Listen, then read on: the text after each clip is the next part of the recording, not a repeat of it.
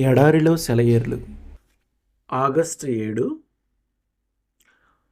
వారు ప్రార్థన చేయగానే వారు కూడియున్న చోట కంపించెను. అప్పుడు వారందరూ పరిశుద్ధాత్మతో నిండిన వారై దేవుని వాక్యమును ధైర్యముగా బోధించిరి.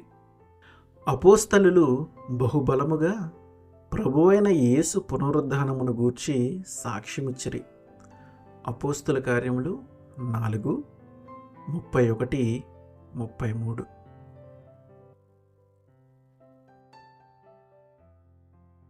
క్రిస్మస్ ఇవాన్స్ అనే గొప్ప దైవజనుడు ఒకరోజు తన అనుభవాన్ని తన డైరీలో వ్రాసుకున్నాడు.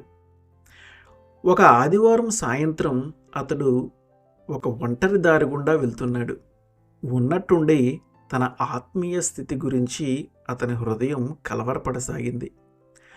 గుర్రాన్ని ఆపి ఒక చెట్టుకి కట్టేసి ఆ చుట్టుపక్కల అశాంతిగా పచార్లు చేయటం ప్రారంభించాడు.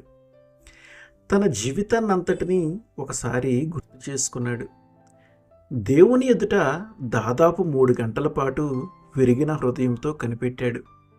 క్రమంగా దేవుని క్షమాపణ నిండిన ప్రేమ హృదయమంతా వెల్లివిరిసింది.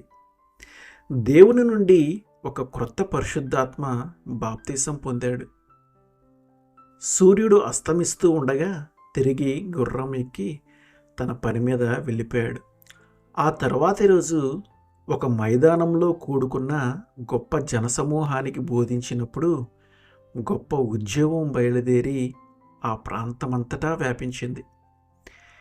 తిరిగి జన్మించిన వాళ్ళని అడగదగ్గ అతి ప్రాముఖ్యమైన ప్రశ్న ఏమిటంటే, నువ్వు పరిశుద్ధాత్మను పొందావా?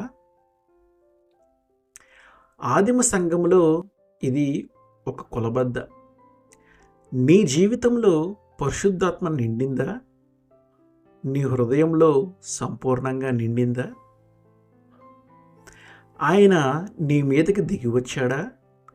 నీ రక్షకుని వెలుగు నీలో కనిపించేలా నీలో రాజ్యం ఏలుతున్నాడా? సముద్ర కెరటాల్లా నీలో ఆయన ఎగిసిపడుతున్నాడా? అనుదినం నీతో కలిసి ఉన్నాడా? నీ బ్రతుకులో మాధుర్యాన్ని నింపుతున్నాడా? నీ ప్రార్థనకి జవాబునిచ్చి నడిపిస్తున్నాడా? ఆయనతో నడవటం నీకు హాయిగా ఉందా? నీ ముంగిట అనుక్షణము ఉంటున్నాడా? నీకు బలాన్ని ప్రసాదిస్తున్నాడా? ఏదీ నీకు అసాధ్యం కాదని తెలియజేస్తున్నాడా? తన కుమారుని సాక్ష్యం నీలో మ్రోగుతుందా? నీలోని కుళ్ళుని ఆకాశపు అగ్నితో కాల్చాడా? నీ ఆలోచనల్లో ఆయన నిండాడా? ఆయన సేవ కోసం త్యాగం చేయగలవా? ఆయన చిత్తం నెరవేర్చటమే నీకు అన్నపానాలైనాయా?